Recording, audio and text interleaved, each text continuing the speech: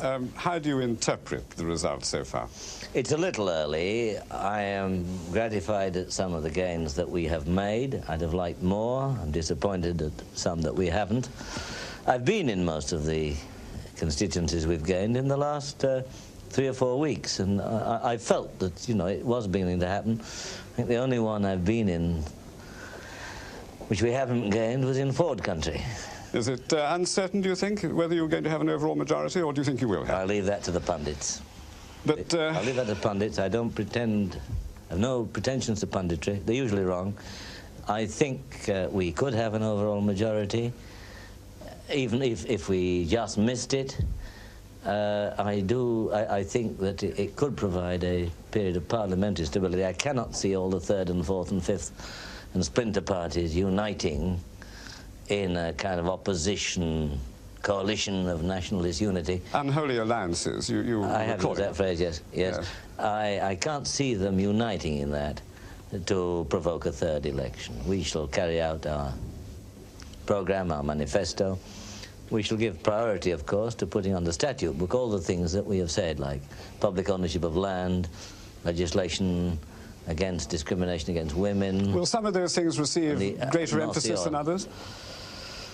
Well, you better wait for the Queen's speech, which my colleagues and I will be meeting to prepare the Queen's speech for the new Parliament as early as possible, after we've had a good weekend's sleep. Do you think it's a wise result from the British public? I mean, they seem to have wanted majority government. Is it a wise result in that they've given you a very small majority, which might be an indication that they would wish you to steer a middle course? There is no one in British history with more experience of small majorities than myself. I'd have liked a bigger one, of course. And but assuming that we have a workable parliamentary position, I think this is what the country wants. But there was a lot of speculation that a large majority would produce quite a different kind of government. I mean, not at all. What we believe to be right, what we said in our manifesto we shall do. I'm not at all, there's a kind of silly theory that I would like a small majority rather than a large one. I prefer a large one. I can cope with it. I know there'll be more difficulties and troubles, but I'm used to that. You said only a few months ago, when you went back into Downing Street the morning after, that we've got a job to do, and it can only be done as one people. Now, you were making noises of moderation and restraint here tonight when we heard you earlier at the declaration of the poll. Can you give us an idea of what it is you essentially want to say to yes, thank you. I've always believed that we can only do it as one people working together. Not merely working together to get the exports and everything we need, but ready to make sacrifices for the people within our community who are the hardest hit because they can't help themselves. I said that then, I meant it. I believe we have begun to work as one people. An election is a rather special period, which is inevitably politically divisive. But I take, I think, a certain degree of satisfaction, and I'm sure other party leaders do too, that while we've disagreed fundamentally, and that's what democracy is about, on how to tackle the crisis, who are the right people, what are the right policies, we all agree on the dimensions of the national crisis. And I think the country wants us, or would have wanted any other government, to get on with the job with, shall we say, without the uncertainty that we've had for the last 6 months that there might be another election around the corner. But on that very point, there was something in the manifesto which aroused a good deal of comment when one of the sentences in it said that there was no meeting point in differing philosophies. That was in the Labour manifesto, and I think a lot of people interpreted that as a kind of them and us situation. A lot of people used it. I don't know whether they interpreted it rightly or not. I think what it meant, and it really is the answer to this, all this talk about people coming from different parties, or the ragtag and bobtail approach to the so-called government of national unity, I think it was really an answer to that. But I believe that within the national community, as opposed to the Westminster political hothouse, there's a great desire to work together. I spend a lot of time with industrialists. I always have. I've always been more interested in industry than finance. I try to understand finance. Conservatives are more finance-minded, though I've spent a lot of time meeting with people in the city in the last 7 months. And I believe there is a great desire in management and in unions and in people who are doing essential community services to work together for the nation. And I think whatever government had come in as a result of this election would have had the duty to mobilize that, to release the energies of people, but also to steer them into channels of national unity. That's what I'm going to concentrate on now, and I think the statement I made to the Times newspaper, which they featured rather even larger than I thought what I said deserved, was an indication of what I have in mind. Just a couple of days before the election, I think the CBI put out a statement saying the social contract was only with the trade unions, not with the management side of industry. Well, that's not true. You know, when I went to Downing Street last March, the first thing I said when I got through those portals was to say, I want to see the TUC tomorrow at 12 o'clock, if that's convenient to them, and the CBI at 2:30, if that's convenient to them. And I did.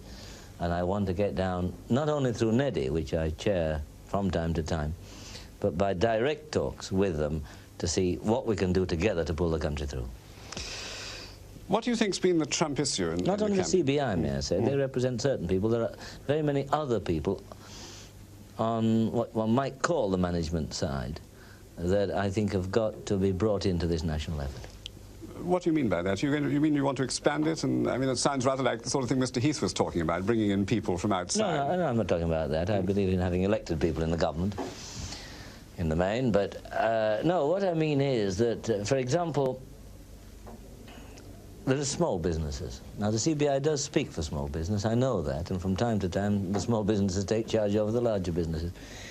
But Harold Lever's been giving a lot of thought and said something in the election, it wasn't much reported, about a desire to try, and Tony Benn has said it. Tony Benn's a great believer in small businesses, despite the legend about him, to try and see what we can do to help small businesses. There is a problem, not only the liquidity cash flow problem, there is a problem. We want to, well, to use the phrase I've used, they're useful people. Frank Lawn said earlier tonight at the declaration of his poll that he thought that the common market was the Trump issue for you. Do you think it was? Who can say? I don't think it was the main issue in the election. It was an important one. We have said that people will have the final right of decision, which indeed Mr. Heath had promised in 1970, and we shall ensure that they do. I think it's an important issue, and I think it's been a cross-party issue. My own party is divided on this. I make no bones about it. The Conservatives are divided, though their cabinet, unfortunately, was not representative of the whole party, although the Conservative voters. The Liberals are divided. Many anti-marketeers have voted Liberal because they found it a way of expressing themselves on the market, and the country is divided. I think the country must decide. Oh, yes, very much so. Very much. The last poll I saw showed 54% in favour, provided you could get satisfactory terms, which I know you've always maintained as your objective. I'm glad you say that, you know, because for you think it's worse than that? For about 3 years I was totally traduced for even saying the terms were important.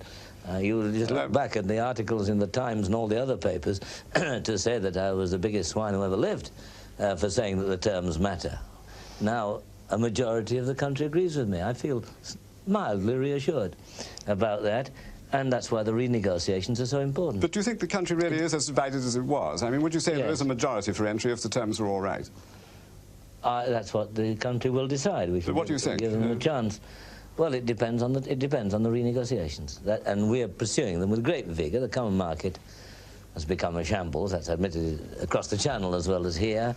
We've been fighting for British interests on the question of beef mountains and all that. But the objective is still to go in. I mean, if people ask you, where's the nation going? The objective is to make a success of the renegotiations.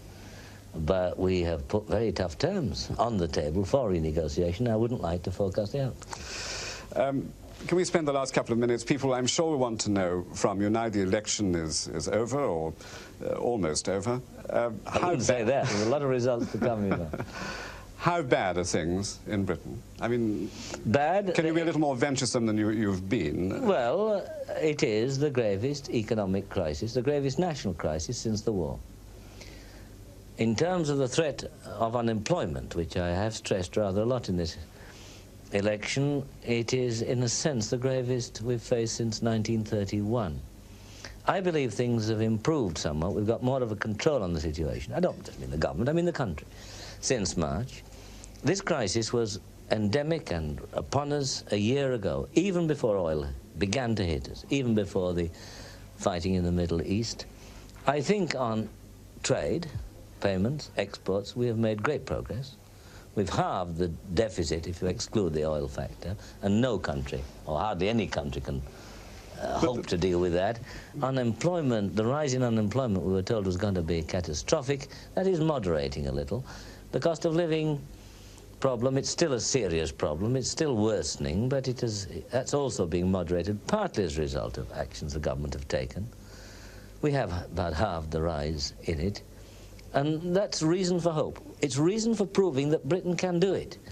And contrary to all the gloom and doom we hear in the city and we've heard in the election, we can do it, but it's going to be a hell of a job.